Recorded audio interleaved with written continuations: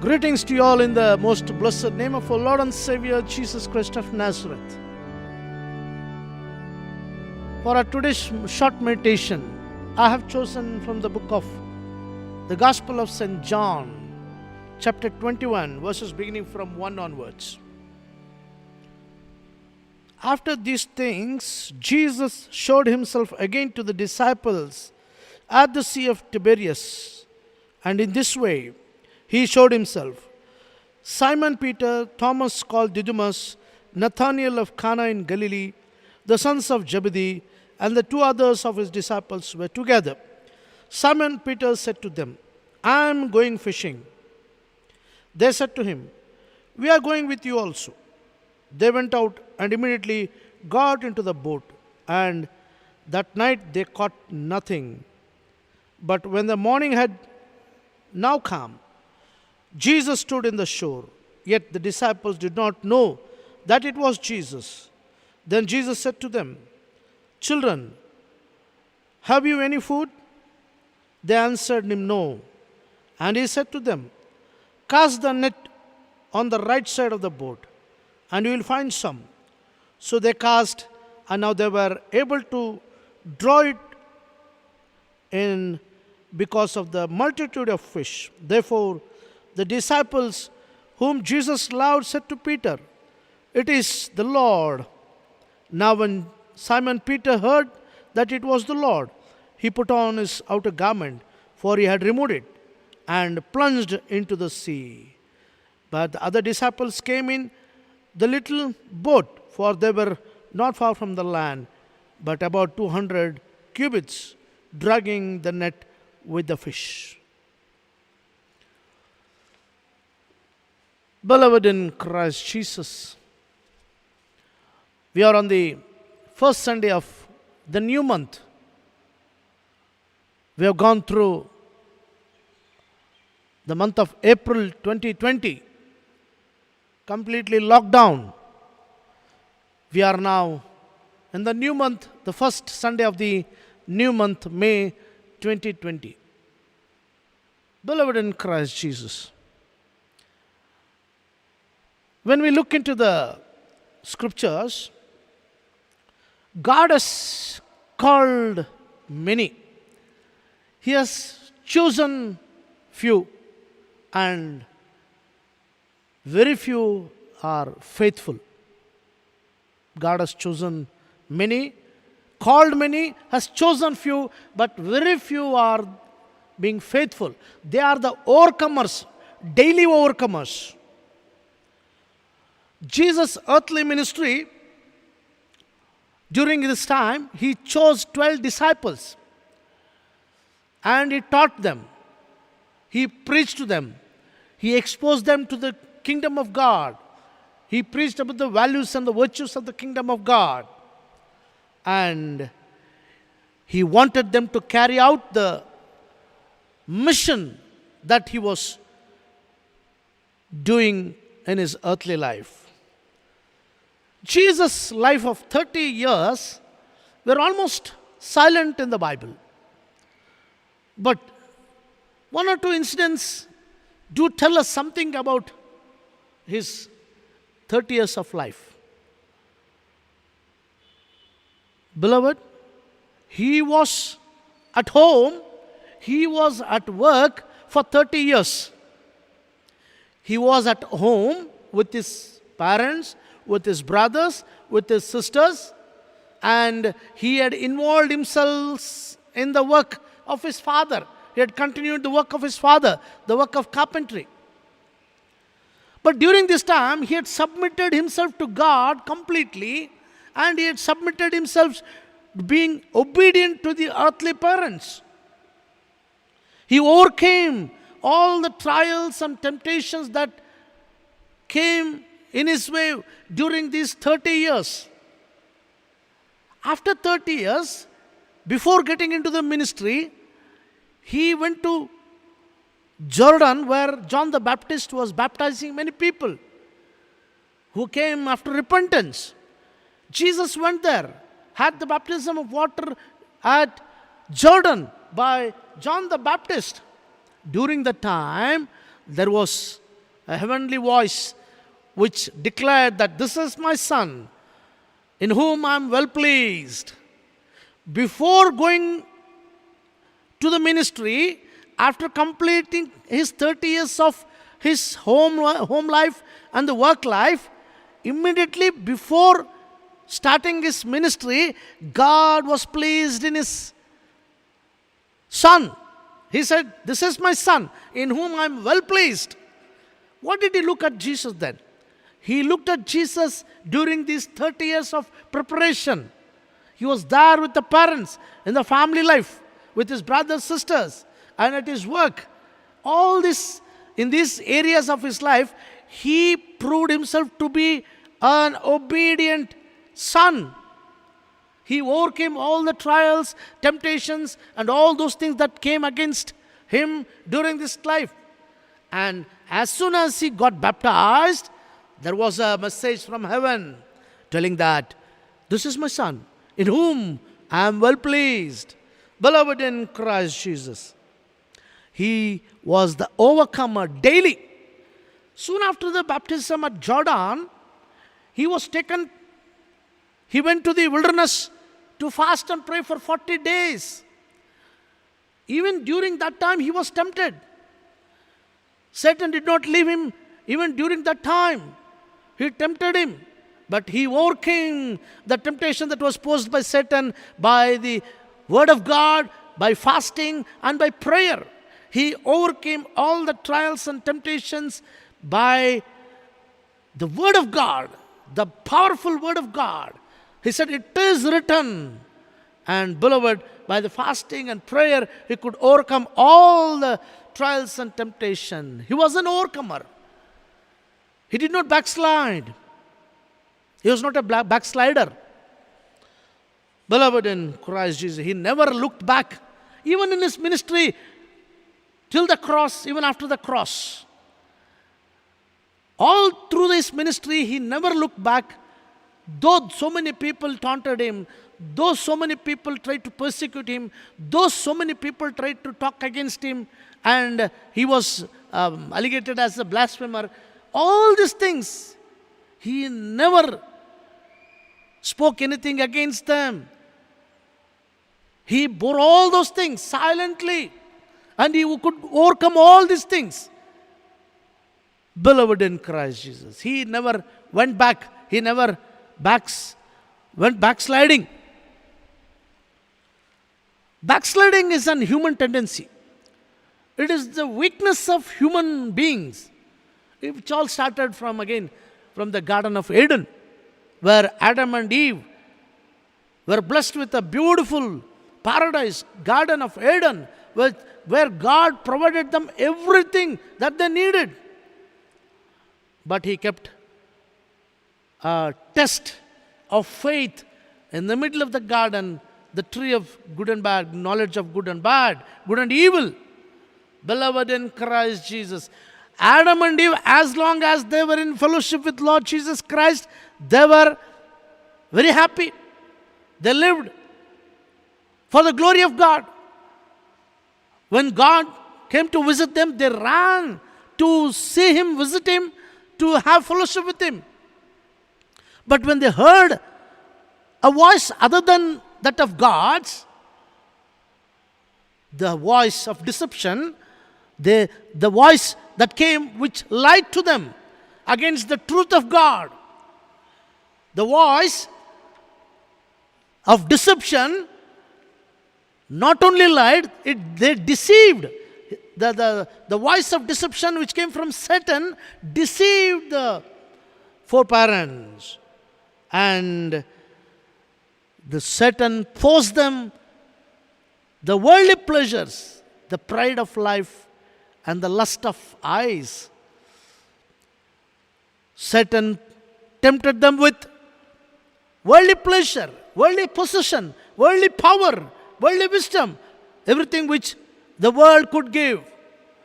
Beloved in Christ Jesus, since they heard the other voice other than God, they fell for sin. They went back. They were the backslidden parents of the human race. They fell from God. Thereby, they lost the fellowship of God. They lost the communion of God. They lost the blessings of God. They lost the total eternity that they could have.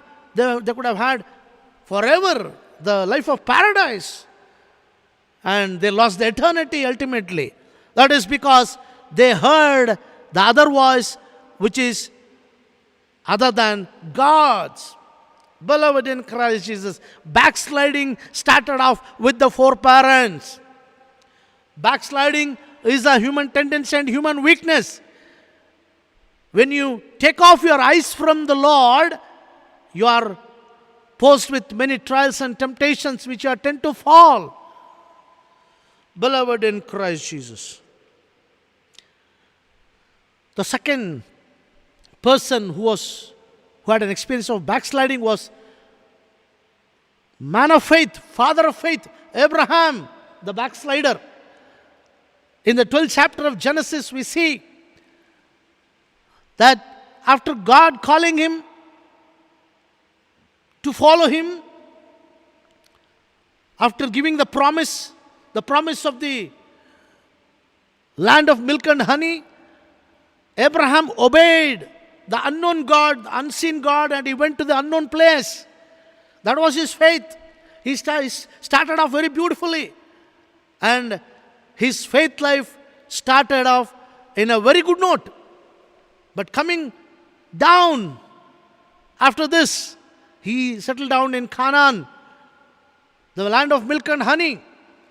Beloved, even in the land of milk and honey where God had promised him, there also the famine struck. Famine was there. But Abraham looked at famine, looked at the consequences of famine, and he looked for the things of the world during the time of famine. He never looked at God who had called him, the faithful God who had called him. He looked at the world, what the world could provide during the time of famine. Even today, these days, the whole world is a famine. Lockdown because of the pandemic, COVID-19. Beloved, Abraham could have looked unto the Lord who was the source of all blessings. Instead of looking at the Lord of resources, he looked at the world. So he thought of going into the world. That is Egypt. He went down to Egypt. He went down into the world to look for something that the world could give during the time of famine. Beloved in Christ Jesus. So, looking at Egypt, he went down. He never had the presence of God. He never had the altar presence along with his tent. He was there. He had to face the consequence. He went for food. He went for something worldly, seeking for the worldly material. But his life was at stake. His wife was at stake. Life and wife both were at stake. He looked at the famine. He did not look at the Father, Almighty God. He looked at the famine. He failed during the test of famine. God gives us tests in order to bring us the best out of us. Satan tempts us in order to get the worst for us. Beloved in Christ Jesus, Abraham failed in the test of famine. He was a beginner in his faith life. God had to restore him back. God had to intervene and ask him, and he brought him up again back to the land of Canaan. He restored. God is the God of restoration. The backslidden believer, the father of faith, was brought back to Canaan. Backsliddenness never leaves anyone. If you are with the faithful Father, if you are looking always at the Father who is always good, always faithful, you are there, blessed abundantly. Beloved in Christ. Anyhow, Abraham was delivered from the famine and he was brought back to Canaan and he was restored to continue his faith life. Because he was a beginner in his faith life, God brought him back and gave him another chance. Thereby, In the future days, we see the famine, after the famine test, many other tests, family tests, and even the test of his son. He passed all these tests. He never went back. He never went to backslidenness. From there on, he looked towards greater blessings. After Abraham, we see one great king of Israel, that is David. David, the backslider. David was the man of God's own heart. He was very good in the sight of the Lord. He was pleasing in the sight of God. During his early days, of his youthful days, he was good at his work. Hence, God blessed him and he gave him the kingship from the shepherd work. He brought him and made him the king of Israel. Not only making him the king, he gave the king everything that the king needed. Everything a child of God needed. He gave material blessing, physical blessing, and all the blessing that he needed for his day-to-day life. But dear beloved in Christ Jesus, even David went backsliding in his life. He sinned. When the war was there going on, he was at home. Irresponsibility, idleness. Idle mind is the devil's workshop, is what we have known the statement in the world. The idle mind had brought idle things and devilish things. Devil started working in him. The lustful eyes, the lust in his life. Though he had many things, many wives, many pleasures he had in this world, everything given to him, even then he committed sin. Thereby he went to backsliding. He was backslidden. Beloved in Christ Jesus, backsliddenness took David down to earth. But he was the one who always believed God, who always was with God. And when he came to know that he was a sinner, he was in sin, he bounced back. He repented. He declared, yes, I have sinned against God. I have sinned against heaven and before God and before you. Yes, he accepted, confessed the sins that he did. And he was restored back as a king. But the consequence of sin was there in his life. In the end times of David's life, he could see the consequences of sin. But he came back from the backsliding state to become again a child of God by repenting, by confessing, and by coming back to the fellowship of God. Dear beloved in Christ Jesus, we have seen Adam and Eve, we have seen Abraham backslidden, and we have seen David. Now coming to our today's passage, the disciples in the chapter of 21 in John's Gospel, we see 7 of the disciples going back to their old profession, going back to the old fishery. When Jesus met them after resurrection, to the women first, then later on in the upper room to the disciples, and after that along with Thomas, and Jesus met 2 disciples on the way of Emmaus, and he met them. He is meeting them now at the shore of Tiberias, the Sea of Galilee. 7 of them, out of 11, 7 were there along with Peter, who said, I am going for fishing. So other 6 joined him. The previous chapter of John, the 20th chapter of John, where Jesus met the women, Jesus met the disciples, and Jesus met those people who are with him. But soon after that, in the next chapter, we see the people who encountered the resurrected Lord are seen backslidden. Why was this? Why did they go back to their old life? Why was there? They wanted to go to fishing. It all started off with Peter. Peter said, I am going for fishing. This backsliddenness was there in Peter's life. As he had already said, when Lord had foretold about his persecution, crucifixion, death and resurrection, Peter was the first one to say, Lord, it should not happen to you. And Jesus said, already predicted that, Peter, you are going to mock me thrice. This evening he said. There, Peter betrayed. He mocked at Jesus, telling him, I do not know who he is. Thrice he said. Beloved in Christ, the same nature of backsliddenness was there in Peter, and he declared that I am going back to fishing.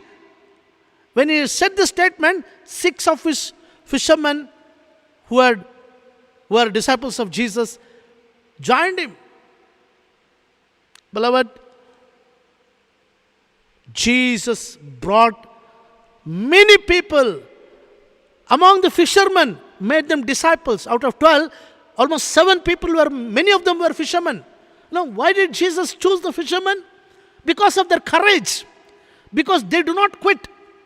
And they are hardworking people. And they are very bold people. And they are people who work together in coordination. Togetherness was there. So God chose the fisherman to do his mission, to continue his ministry. But here we see that the disciples had backslidden. They had gone back for their old profession, old life. Why? Because, beloved in Christ Jesus, that was because the fear of Jewish people and the Romans, they were not convinced by the appearance of the resurrected Lord. It was not sufficient for them. And third thing was, the fear in them made them to backslide. The fear which was in the disciples about the Jewish people and the Romans made them to forget the promise that Jesus had given to them during his lifetime, in this earthly life. So the fear drives away all the promises that God has given to us. The fear of famine, the fear of future, the fear of disease, the fear of finance, the fear of uncertainty makes us forget the promises of God. Beloved in Christ Jesus, Jesus has to restore them because he had trained them for 3.5 years. Jesus came there and asked them to again cast the net at the right side. A catch of fish, a big catch of fish again. 153 fishes were there.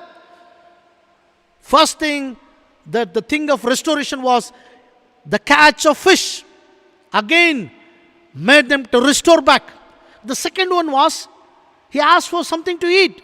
Beloved, do you have something to eat? So he gave the bread and the fish.